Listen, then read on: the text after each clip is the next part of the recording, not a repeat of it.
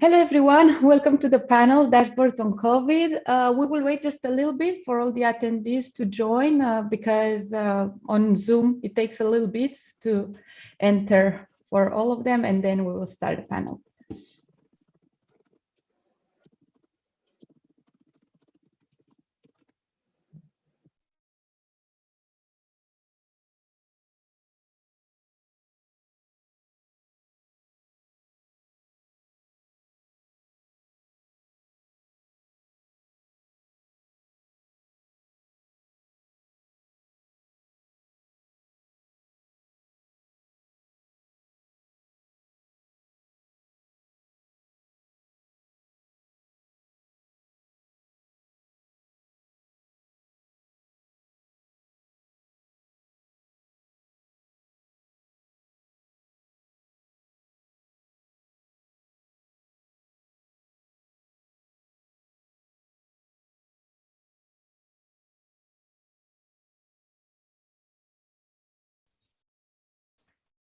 Okay, so hello again, everyone. This is the panel on Dashboards on COVID, and Luke Schuster, Director of Boston Indicators of the Boston Foundation, will be our moderator today, and I will now turn it over to him. Thanks, Elena. Morning, everybody. Just a couple notes before we get right into the video presentation. So first thing I want to say is just Bari's been a core partner for Boston Indicators in the research we've done for the whole time Bari's existed. And for me, I've just really appreciated being part of this community. So it's just super neat to see this 10-year anniversary hit this year, and look forward to getting back together in person sometime soon. I think this particular session really captures the core spirit of Bari from the very beginning. We'll hear 3 projects that are all about making data more accessible to a broad range of general audiences, and doing that in a way that's directly responsive to pressing needs and challenges of the moment. At Boston Indicators, this is something we do all the time. In fact, we have a project that's really similar to these dashboards called the COVID Community Data Lab. So I'm just especially interested on a personal level to engage in this conversation, because we've been wrestling with some of the research, design, data display questions that all of these experts have wrestled with, and we'll talk about in their presentations. Let me give a sense of the agenda, and then we'll get right into it. So pretty straightforward. We'll hear 3 quick video presentations about the 3 different dashboard projects. Then we'll do a period of Q&A with me as the moderator, and then we'll open up to Q&A with the full audience. So as we're going, throw questions into the Q&A function, and we'll be scanning those as we go.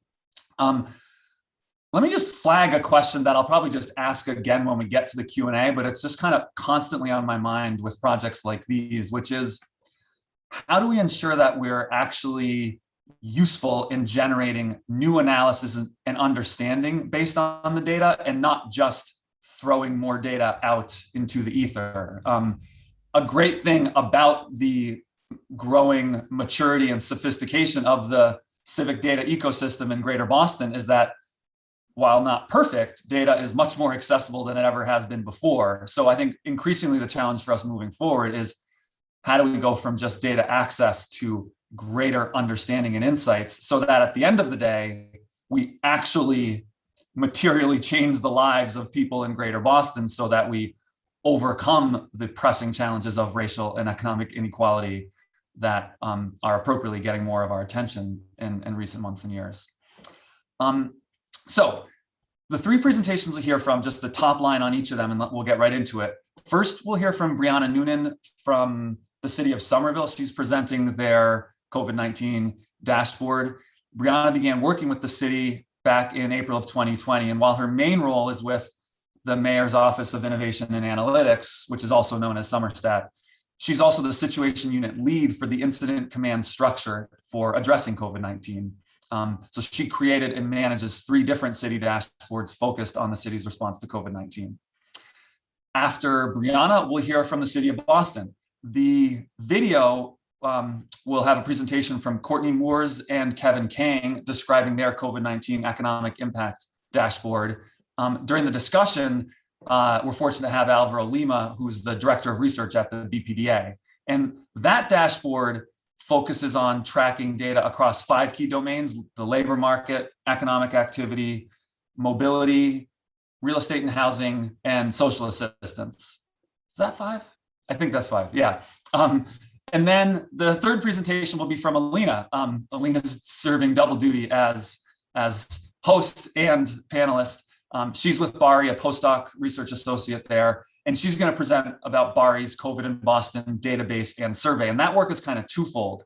It's both creating a database from multiple public data sources, but then also combining that with a survey and results from that survey for investigating living in Boston during COVID.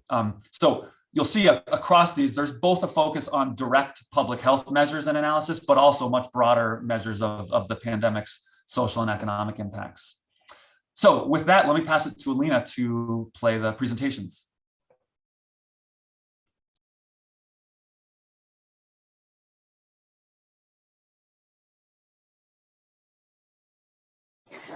Hello, thank you for having me. My name is Brianna Noonan and I work for the City of Somerville. I am a Somerstat analyst, which is the Mayor's Department of Data Analytics and Innovation, and I'm also the Situation Unit Lead for the Incident Command structure set up to address COVID. I'm going to speak with you a little bit about our public-facing COVID-19 dashboard. We created this dashboard in the summer of 2020 as a collaborative effort between the Incident Command structure, Somerstat, and the Department of Health and Human Services. I created it using Maven data, which is the Massachusetts Virtual Epidemiological Network data, and data from the Massachusetts Department of Public Health. We created it with the goal of increasing transparency and allowing our staff and residents to assess both the state of the pandemic as well as some of the racial and geographic inequities of this pandemic. And I'm going to share the dashboard now and walk through some of those key components. Our dashboard is hosted on Tableau Public, which is the same host for the MDPH COVID-19 dashboard. Up top, we have two quick components that help people understand the state of the pandemic right now. This is confirmed cases with test dates in the prior 10 days, which can serve as sort of a proxy for active cases in the city. And then we have this arrow here where we look at the change in the 14-day moving average over the last 2 weeks to know whether it's going up or down just at a glance. We have some cumulative counts here as well as the percent positivity. We have our daily cases and our 14-day moving average broken out by confirmed and probable cases. And then I'm going to skip ahead to some of our socioeconomic data. In order to increase transparency and allow people to understand the racial inequities on their own, we thought we should speak with when adding this data, we thought we should speak with the Public Health Disparities Geocoding Project at the Harvard Chan School of Public Health to determine the best way to present and contextualize this data. If any of you are familiar with the Maven data, you might know that it has a significant amount of missing racial information. And additionally, within Somerville, the Maven data that comes from the testing forms does not have the same racial categories as the US Census data. So because of these two issues, we felt it was important to consult some experts on the presentation and analysis of this data.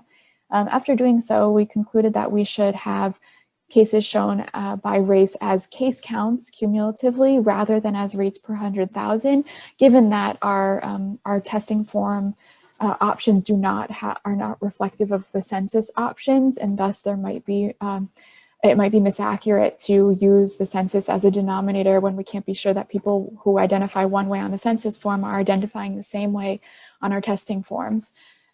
However, we do show rates of cases per 100,000 for Hispanic origin, given that the categories are the same on the testing form and on the census form. And we also include explanations here of how those calculations were made, as well as why we chose not to show our races, our race breakdowns by rate per 100,000. We also have a rate of cases per 100,000 by gender here. We include rates of cases per 100,000 by age group, which allow us to understand where we may need to target more outreach or services or make policy decisions. And then up here, we have our rate of cases per 100,000 by zip code, which allows us to compare the different areas within the city and understand how they're faring differently throughout this pandemic. Below that, we have a zip code reference map for people who might not be too familiar with the city of Somerville. And then we have a heat map of cases to further emphasize the geographic disparities of the prevalence of COVID-19 within the city. This is a cumulative heat map that's showing the cases throughout the pandemic. And to contextualize these geographic disparities, we include a 2010 environmental justice populations map, which categorizes different areas based on the minority population, the income, and the English isolation in those areas, to help people understand why the heat map looks the way it does and why different areas in the city have higher prevalences of this disease. We always felt that it was important to provide the public with access to the data we were receiving through Maven so that they could be well informed about the current state of the pandemic in Somerville. And we hope our dashboard accomplishes this. We're always adding new components. We're currently working on adding vaccine data, as well as vaccine data per capita by race, which MDPH is publishing now weekly. And we're always striving to make it better. You can find this dashboard at somervillema.gov/COVID-19 dashboard. And if you go to our Tableau public profile, you'll also see two other dashboards, one that's for our schools and one that's for our economic indicators, kind of tracking recovery. Again, thanks for having me. I'm happy to answer any questions.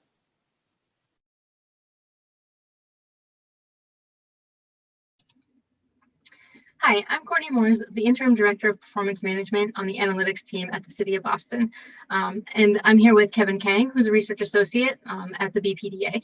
And we're going to talk to you today about the Economic Impact Dashboard that we worked on together. And Kevin's going to start by walking through an overview of this dashboard. Thanks, Courtney. So this is Kevin. I'm going to give an overview of the dashboard. So this economic indicators dashboard is used to monitor real-time economic data in order to track the impact of the COVID-19 pandemic on Boston's economy. Also, it measures the reopening and recovery process in the city. This is part of BPDA research briefings to support the city's leadership in pandemic response. We wanted to make this data available to city staff in a timely manner and also share the data with the public. That's why we created this interactive dashboard. Next slide, please.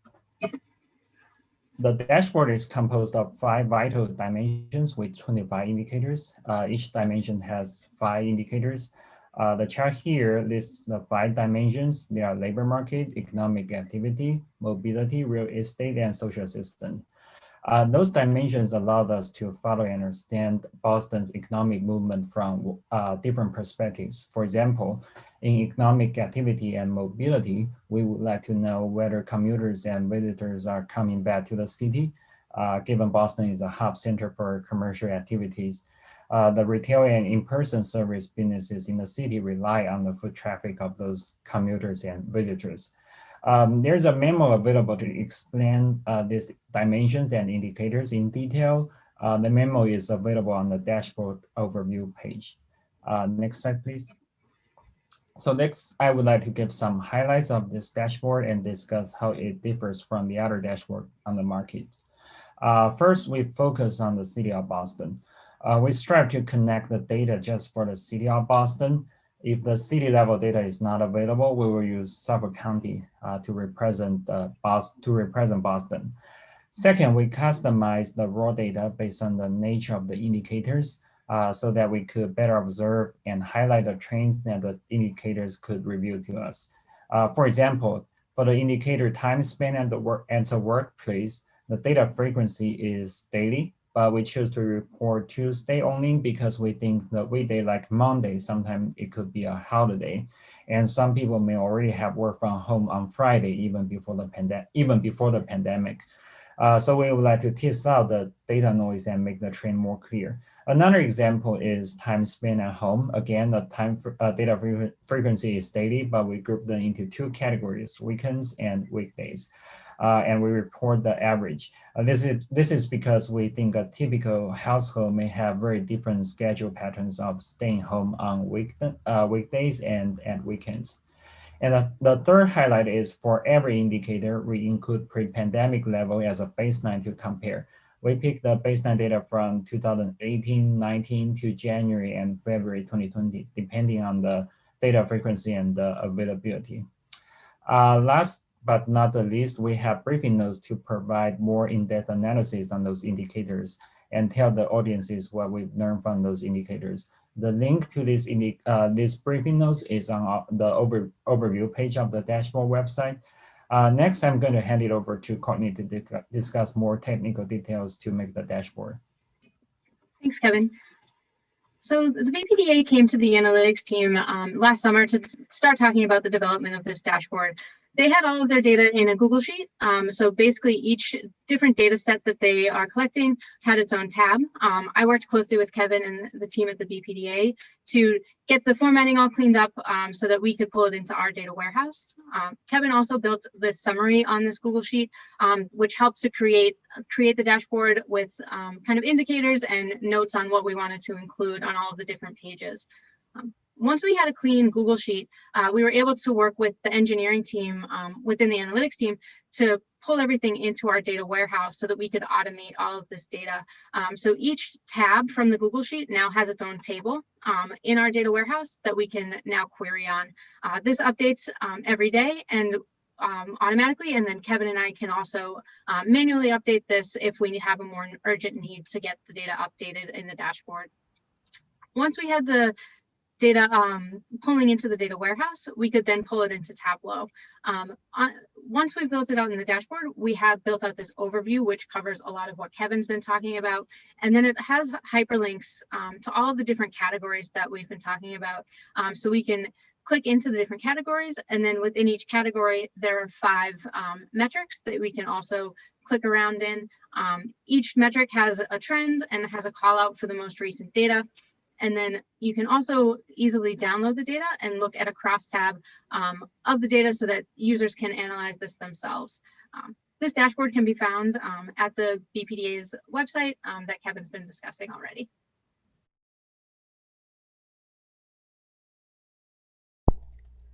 Hello everyone, I'm Alina and I'm happy to present on work we've done here at Barry on the COVID in Boston database and survey. I'll start with the term change. This is what COVID-19 brought on many fields. News outlets gave updates on COVID pandemic since the start, emphasizing the events occurring all over the world and how the leading institutions reacted, emphasizing social disparities, education challenges, economic burdens, or home-based violence. On a simple Google search, you can see what changes are people looking for: lifestyle, society, workplace schedules, personality, and so on. So, how does an academic center help understanding change and advising policies? The goal of Barry COVID in Boston database is on capturing the events and conditions of Greater Boston before, during, and after the onset of the pandemic. So, what does this database include? The database has a diversity of data which can be used across a range of disciplines. There is a mixture of both administrative records such as property assessments, crime and disorder from 911 and 311 data, and then data scraped from online sources such as Airbnb, Yelp, or Google Places. All of them are following an internal logic for linking the data in spatially, facilitated by Barry's geographical infrastructure. Longitudinal tracking of many of these data sets permits analysis of changes during and before 2020. Additionally, we worked on a survey investigating how it is living in Boston during COVID. We produced a series of reports and data stories showing people's behavior changes during the pandemic, such as the equity issues in risk distribution for infection and disparities in vaccine hesitancy, neighborhood effects on unemployment, mask wearing, and risk perception, and many others. The survey results can be connected with the datasets in the database at neighborhood level. Who can use it? COVID in Boston database is open for everyone. We invite research and policy collaborations between academics, policymakers, practitioners, and many others. Plus, this constitutes a teaching tool useful to a variety of courses on methodologies or specific subjects. The COVID survey is not public yet, but we hope to release it over the summer. These datasets support a wide range of methods, including geographical information systems, dynamic modeling, multi-level modeling, network science, or natural language processing. We're providing a combination of record and neighborhood level data. In addition, there is a full variable by variable documentation for all these datasets online on the Dataverse platform. There are plenty of topics on which the database and survey results can be used for different research questions or policy recommendations. In the next slides, I'll be giving you some examples from these topics.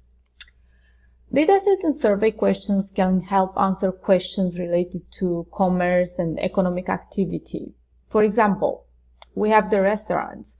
Were certain types of restaurants at more risk due to closures? Was there a significant variability per neighborhood? For these restaurants, were there changes in food inspections enforcement? If there was a reduction in food inspections, can we identify problematic restaurants and see if their monitoring was reduced during the pandemic? This can also be a public health risk. What types of places have seen rapid or little turnover? Measuring disparities is highly important in order to create equity metrics which can and should inform policies. Also, the dataset survey questions can help answer questions related to topics on housing and development. Are there signs of gentrification during COVID? Who is building and where? What can we see when following a longitudinal analysis for changes in building permits over time? Which types of landlords are buying and which types are selling? Are the changes in volume and listed values of Craigslist listings during COVID compared to prior years? Are they systematically varying per neighborhood? Another interesting topic is on urban planning and infrastructure, for which data on points of interest, transportation, and properties can be used. How did transportation behaviors change? Did people who work from home travel longer distances to parks than the essential workers during the pandemic? Were POIs requesting building permits during the pandemic? Were there more or less than before? If yes, in which neighborhoods? Changes occurred in crime and disorder too. With our database items, you can analyze if there were reports related to violations of COVID-19 policies, such as mask usage, or were there large gatherings? Did violent crimes reduce where collective efficacy increased? Information gathered from our survey. Who was prone to attend events with more people than legally accepted during this pandemic? Public health raised various disparities in communities. With the information we have, we can see how much did people express their worries on social distancing, how different age and race groups think about vaccination, mental and physical health. Also, is there any relationship between these factors and higher or lower engagement in calls for service? Moreover, how did this pandemic change how we see violations? And there are many more applications for this data, many more topics besides the examples I just gave. In order to design and collect all these resources, we have worked closely with a variety of partners, such as the BBAC, BPD, MPTA, MAPC, DND, the Mayor's Office of New Urban Mechanics, and the Office of Neighborhood Services. Our database is used for teaching and research by universities and public partners. Also, our work was included in the Boston Globe, GovTech's Innovation of the Month, Virtual Channel 5, and many others. As a conclusion, we are happy to share with you this multi-source database and survey that comprehensively captures how the dynamics of Boston shifted before, during, and after the shutdown pandemic measures. Understand the change is very important, and also all the disparities in order to take good action. Thank you.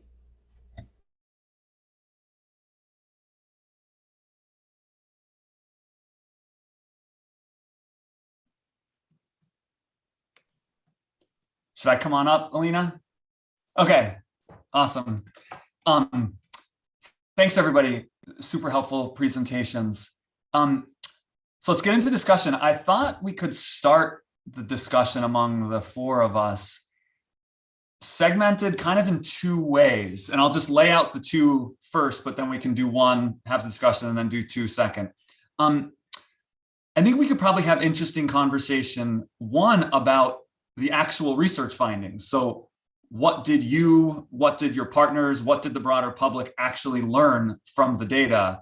It relates to questions about who your audience is and what you've seen over the last year of people using your dashboard. So kind of lane one is about what did we learn from the work. Lane two is more of the kind of meta researcher wonky conversation about the design choices you made in creating your dashboard, any frustrations you had with the platform you picked, the frequency of updating, what you think your plans are for the future. Because I suspect a bunch of the audience today is also folks who are, wrestling with data design, display, organization questions that are not necessarily the most interesting things for the broader public, but really important for us in our civic data ecosystem world to get right. So let's come back first to the research findings stuff. Curious, like Alina, it's on my mind because near the end of your presentation, you listed a ton of really interesting research questions. What's happening in the rental market? So what is the answer to those questions? What did you find? Or do you not view it as your role to answer the questions? Is it someone else's role to answer the questions? Yeah, thank you. So I would say that is a combined role. We are also doing research, but there are also other academics doing research with our data. There are policymakers, there are a lot of stakeholders and people who want to use these data sets that we have. The database is free. Yeah, so all our data sets are free and you can find them on Dataverse. So whoever wants to answer questions that will help policymakers, they can use the data to do it. And we are also doing our part, and I can talk from what we do with our partners.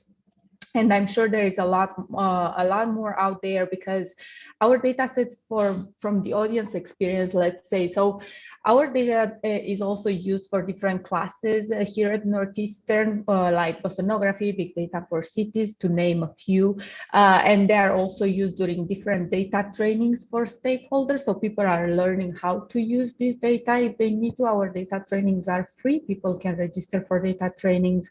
Our data sets are also a bit different than a simple data record. And we have a lot of data records that I was presenting there that have a lot of metadata that can be used to answer questions, but we also have aggregated products, aggregated like per neighborhood. So then you can understand communities, not only the record level, but we also have different aggregation and different information at the neighborhood level. So that would be from the audience side. And now going into the research findings that you are asking. So I will just give some examples. I will not go in all the research that we are doing because it's a lot. So what I think is interesting now, so I wanted to talk about urban green spaces and the access to urban green spaces. As we noticed now during the pandemic, a lot of people felt like helping their mental health, they went to urban green spaces. You are going out, you feel like you need some air. So we said, okay, what about the park visitation changes and how many people went out? And we found out that older communities tended to stay closer to their home in their park visitation. Maybe this is because they don't want, to expose themselves to risk, because we know that they are very high risk.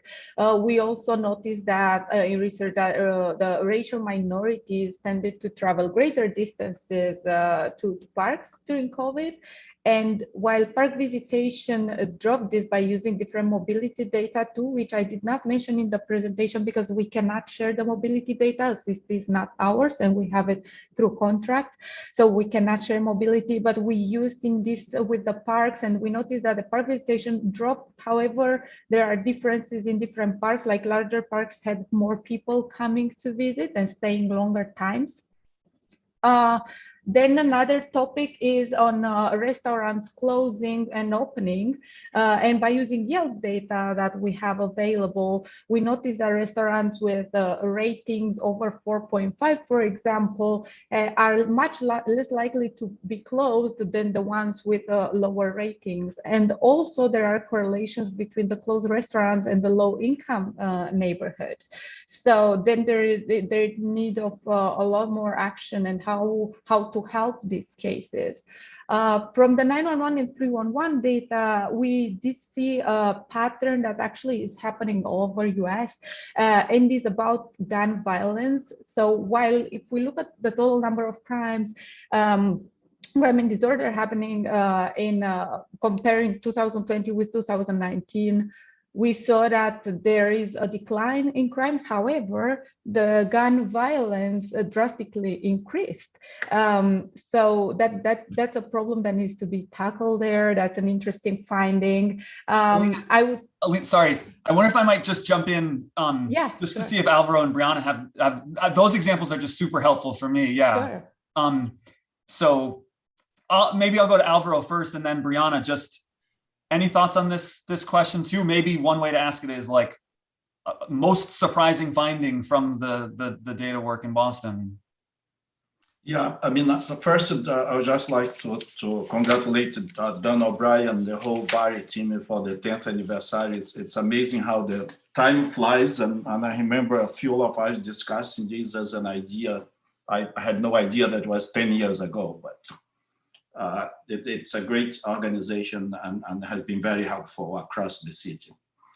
I mean, I think that to understand a little bit our dashboard, it is important to kind of understand that the dashboard was created and was shaped by a new infrastructure of management that the mayor put in place during COVID. He hired a group called the McChrystal Group to kind of pivot City Hall departments, mainly agencies, from what we're doing before and the ways that we're working before to first as a crisis mode.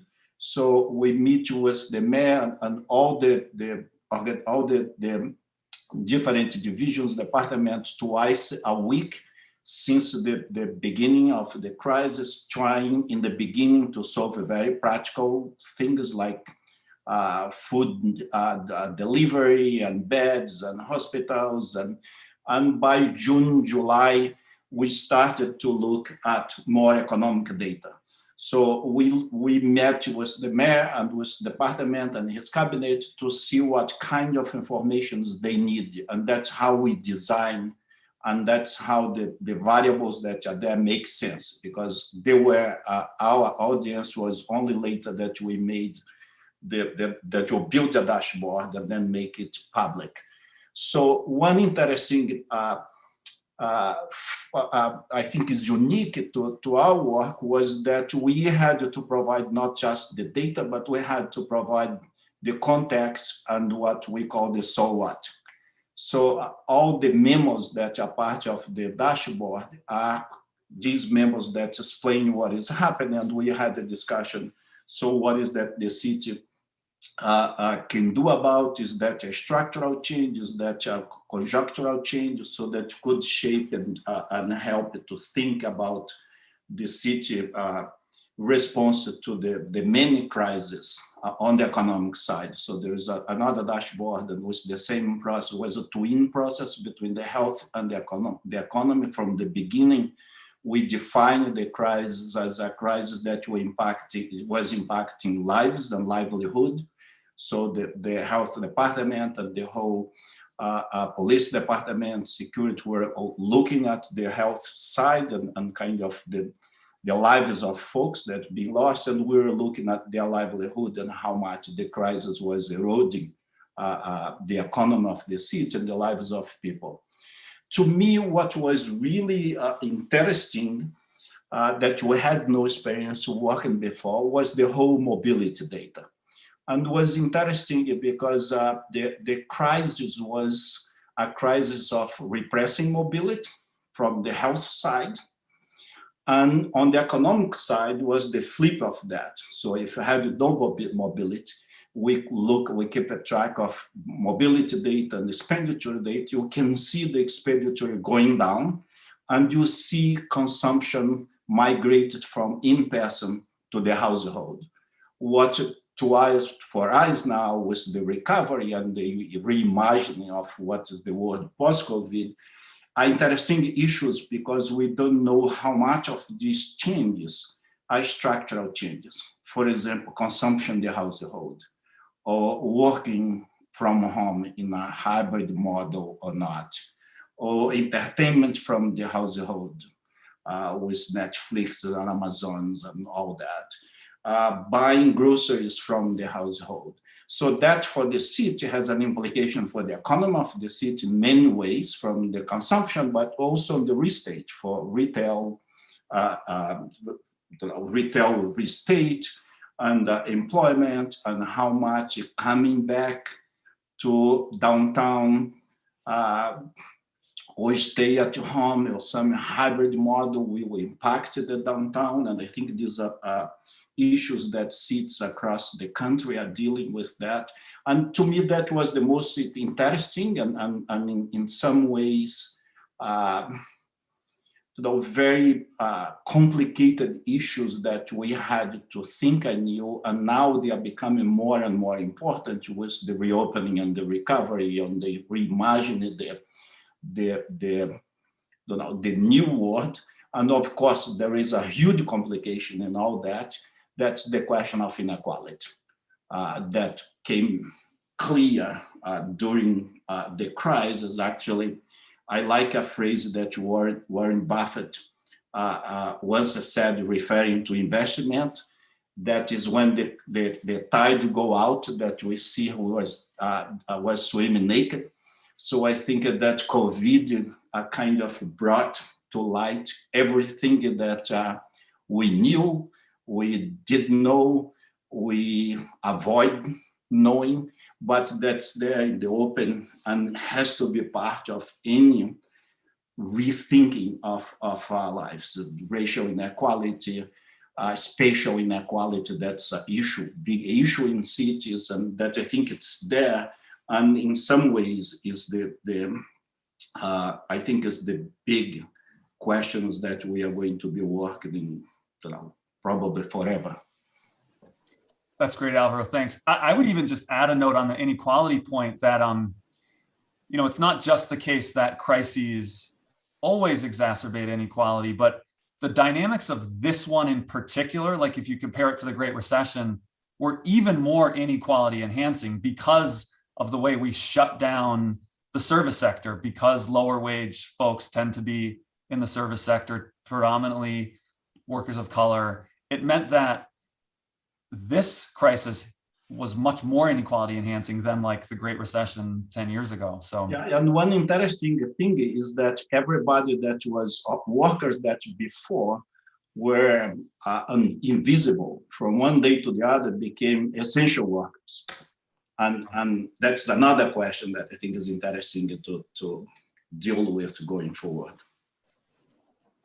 Great. Yeah, Brianna, want to jump in here? Yeah, so we kind of went from that main finding of the geographic and racial and income disparities. And as we thought about how to get deeper than that, we involved the Public Health Disparities Geocoding Project, which is really how I'm getting to how we came to our most interesting finding. We started geolocating all of our cases and looking at them by census tract, which was suggested to us by this project. And we could really then begin to use data like income, like percent crowding, percent race, things that we may not have gotten on our testing forms. And as you know, our dashboard that I'm speaking about is about the public health parts.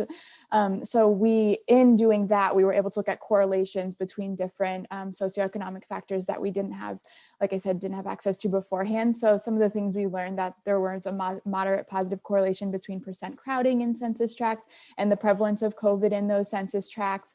there's a strong negative correlation between the COVID cases cumulatively and income, median income, as we can all imagine.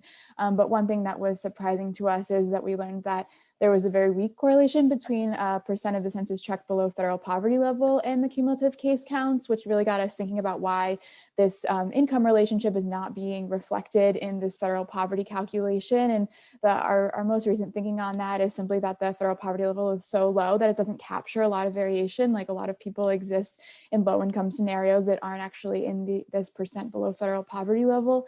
But yeah, that analysis that we did to try to get below that, what is kind of the main finding of the whole public health side of things, shone a lot of light on some of the things we couldn't capture in our testing forms, and made us think of a lot of different questions about why some of the other correlations might be the case. Really neat examples there too. Maybe I'll ask two more questions all at once, and just sort of respond to one or either that flow from this conversation. One is curious for your thoughts about the future of your dashboards. We're past the 1-year marker, locally with the pandemic. Hopefully, a sense of optimism around the public health crisis itself will continue growing, but the recovery and the rebuilding and building back better is obviously far from complete. So just curious what your current thoughts are about the future of your dashboard and how that might shift over the coming months and year plus. And then the second question is, I have, as a sort of peer researcher with all of you, something I've felt a lot over the last year is it's tough to always know what my or our unique research contribution ought to be in a given moment, especially during a year when more folks have been at home than ever, scouring the internet and sort of doing their own armchair data analysis. And frankly, some of the armchair data analysis I think has been pretty good that I've seen. So, the Globe, the New York Times, I mean, they aren't doing armchair, they're doing really good data analysis. There's just a million dashboards analyzing a lot of the same data sets that we're talking about right now. So how do you think about how to make a unique contribution? What is your role? What's the lane that your work is fitting into? And maybe that connects nicely with the forward-looking question of the future of your dashboard and where you see it going. Anybody want to jump in on any of that? I'll start with the future of our dashboard. So I think it's really important to note that despite coming down, we're still much higher than the lowest observed values public health wise. And so we have been trying to transition to thinking about that, like when do we really begin to hit our lows again and see that occur. But like others have mentioned, switching to economic recovery is occurring in the city of Somerville as well. And we do have another dashboard that we update monthly with our economic indicators. And that's something that I created after I submitted this proposal to BARI, but we are trying to transition to looking at those recovery indicators and having those dashboards inform some of the policies, such as the distribution of ARPA funds. And then the unique research contribution, the thing that stands out to me was simply like getting this data public and having the public be able to interact with what we were seeing internally was, I think, a really big goal of ours and a big success. And we came from a dashboard that was being run by a vendor. And so we simply wanted to take it up a few notches and be able to let people see what we were seeing. So I personally feel that coming from a smaller city, that was one of our goals and one of our unique research contributions at this point so far. Let me jump in real quickly. That's thank you, Brianna. Don't hesitate to throw things in the Q&A. I don't see any yet. The 4 or 5 of us can keep going on our own for the full hour, but would love some questions from the audience. So don't hesitate there. Alina, I saw you for a second trying to jump in on that question, and then I'll go to Alvaro. Yes. We have this data support system that will be updated and that is updated. So we want people to be able to use our data sets continuously. So from the past and compare it to the present, and in order to inform the change and for people to be able to always compare and always analyze this type of data. So everything will still be on. We will be updating all the data sets that I presented, that I was talking about in the presentation. So we have a data release, I don't know, every few months or every 6 months, depending also on the needs. And they have also different periods of times for each data set. But if you check the Dataverse where we have, all of them have a documentation very clearly written on the time period aggregation. So I just wanted to say that for us, it will be ongoing from the database point of view. And from the survey, we have 2 phases for the survey. And the moment we will not have a 3rd phase, but we hope, and our data for the survey is not publicly open yet, but we hope to open it in the summer so people can have access to it. However, people are welcome to ask us for that data now.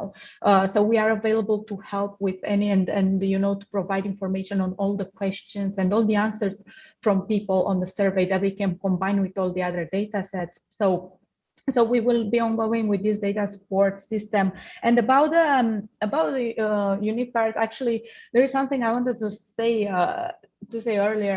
I remember now something very important now and for the future.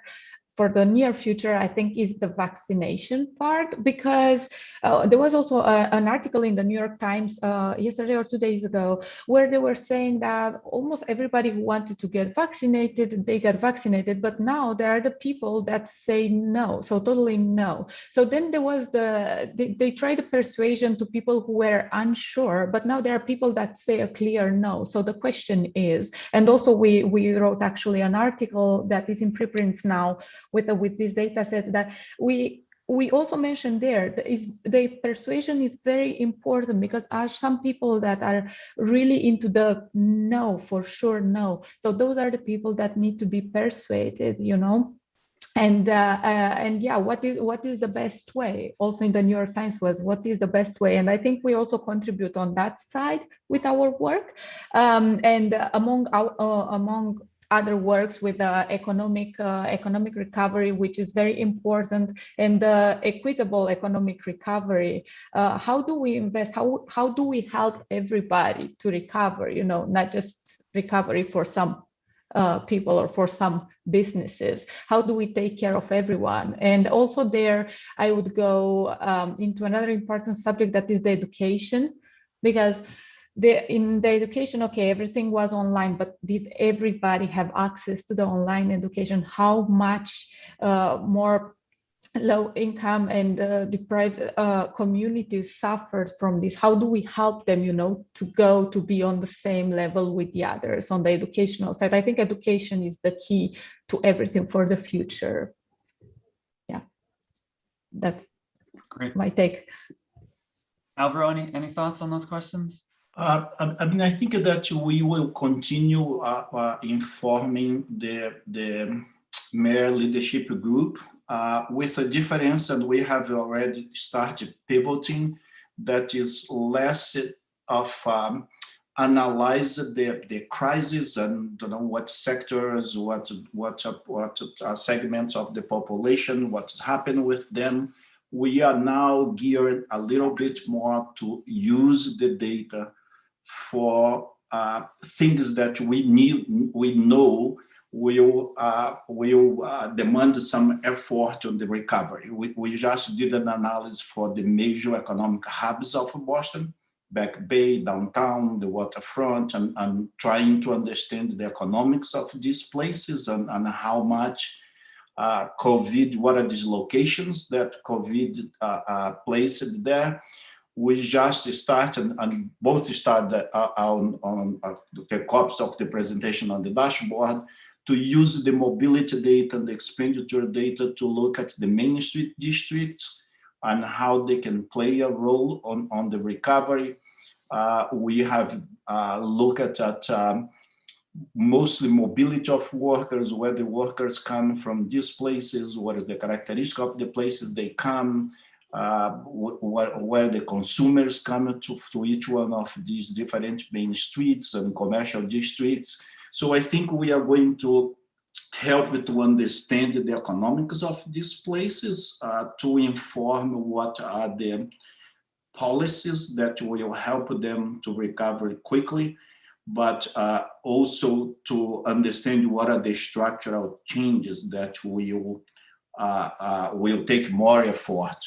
On the population side, I think that there's a huge amount of work that we have to do there to figure out particularly the segments that got most affected by COVID-19, women, young people, immigrants, people of color, low-income workers, to think how is that you can provide a more equitable economy for these folks on the labor market, on the small business.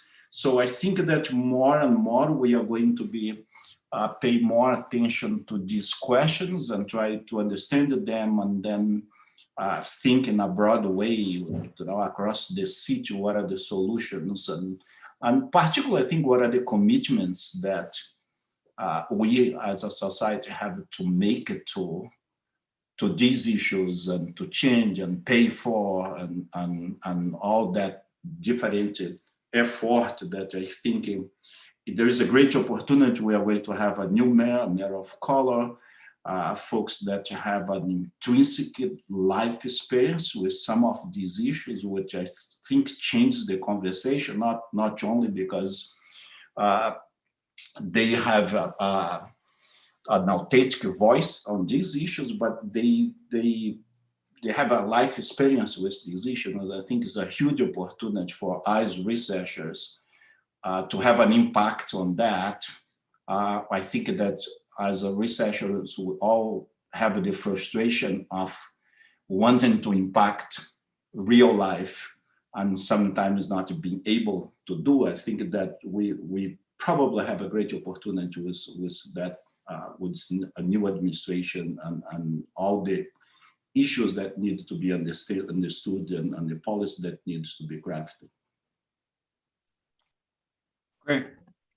So we've got 8 minutes left. Thank you, Rick, for asking our first question in the Q&A.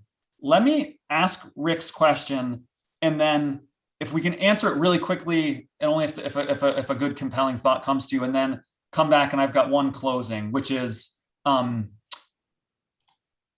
what would be on your wish list to add to your dashboard if you could add something to it? Anything jump out to any of you? For me, if we would be allowed, we would be adding the mobility data, so also other people can use it in combination with our other data sets. I mean, one thing for us that has been interesting, because the dashboard had that specific function of informing the mayor and his cabinet and the leadership forum that they put together. We actually, every time we had a wish, we will look at the Boston indicators, we'll look at Barry, we'll look at opportunity insight, and just that the data from that. And I think one thing that would be, one wish for me was that we somehow have a conversation how we use each other's data and maximize our efforts on this area. I'd just say that I would wish our economic indicators dashboard could be as comprehensive as BPDA's. The ability to add so many more metrics and do so in such a streamlined way as shown in their presentation, I think would be amazing. As the one person who's managing and creating the 3 dashboards is not entirely feasible at the moment, but just simply the breadth of data from which to learn. Cool. So let me end with a question, and I apologize to the panelists because this just occurred to me during the conversation, so it's not one I expected to ask in advance, but and I want to target this to Alvaro and Brianna in particular, which is you both in different ways represent city governments, obviously Boston and Somerville. How would you grade your city's response to the pandemic, and try and give it a letter grade, and say why? And the reason why is Alvaro's comment, the sort of obvious comment that Boston's about to have a new permanent mayor, reminded me, I'm a resident of Somerville, that the same is true for Somerville. So this is an interesting point of inflection for both cities. Longstanding mayors who led us through most of the pandemic have recently announced that they are leaving or have left. And so it is a real moment of shift, not just in terms of the pandemic, but in terms of city leadership. So what's the grade for how your city has done in the past year? And what does that mean for what a new mayor ought to prioritize? I mean, look, I think that Mayor Walsh did, so that was a really, for us that were involved in this process from the beginning, was a really anxiety-prone process with serious problems, not much knowledge about the virus. We remember in February, March, where we were saying, you know, wash your hands and wash your surface, and then not use mask, use mask. So was a moment that I think called, and I'll give him an A+, because I think at that moment, if you look across the globe, it called for really complex standing up for a complex issue and leadership. And I think that the fact that he brought in the McChrystal Group and set up this new management and in a way very successful pivot the whole agencies to focus on the COVID and have this weekly monitoring and understand the crisis, what was needed. I think, and if you look at across the globe, the problems that I think it makes, you can separate them in three groups. The folks that really were not helpful, the Trumps and Bolsonaros, and that actually have are responsible criminally for people's death. Then you have folks that got lost in the middle. We can look at Italy, Spain, where until now they are, Canada, where still now trying to figure out. And then a few folks, and I think also Mayor Cototone in Somerville was one of them that stranded to the federal government, pushed back on the state government, took some decisions that was very gutsy because it was in the middle of an immense uncertainty. And I think it was, given the magnitude of the crisis, I think that both of them were very conservative on kind of learning step by step. And I think that we are in a better shape as a state and many cities in the Commonwealth than places that went really crazy in one way or the other. So given them the complex of the crisis and lots of gutsy decisions that had to be made, I think that they were lucky. Thanks, really thoughtful response. I appreciate the comparisons too across, not just within the US, but other countries. Brianna, any?